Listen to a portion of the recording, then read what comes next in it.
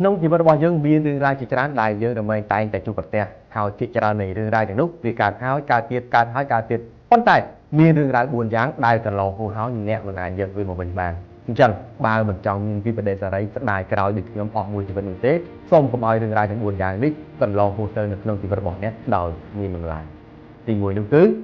ឱកាសបានថាពេញមួយជីវិតរបស់យើងឱកាសវាកើតមានច្រើនប៉ុន្តែឱកាសល្អដែលមកកែប្រែជីវិតរបស់អ្នកឲ្យកាន់តែប្រសើរឡើងនោះវាមានតែម្ដងឬក៏ពីរដងទេអញ្ចឹងកុំមើលងាយលើឱកាសត្រូវឲ្យតម្លៃលើវាហើយត្រូវចេះចាប់យកវា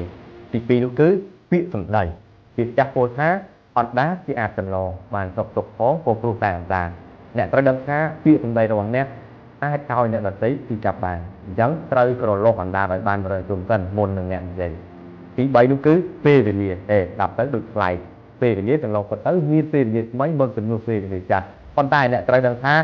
ពេលវេលាស្មើនឹងជីវិតបើកាលណាអ្នកបំផ្លាញពេលវេលាស្មើនឹងអ្នកកំពុងតែបំផ្លាញជីវិតរបស់ខ្លួនឯងទី4នោះគឺទំនុកចិត្តបើកាលណាអ្នកបំផ្លាញទំនុកចិត្តរបស់អ្នកជំនួសតែម្នាក់អ្នកនោះវាអត់អាចនឹងដើរទៅទេពេលវាចៅតែ5នាក់មិនអាចពុំទីឲ្យយើងដើរបានទៅទេអញ្ចឹងចូលកុំបត់ទំនុកចិត្តអ្នកដទៃដែលមានមកលើអ្នក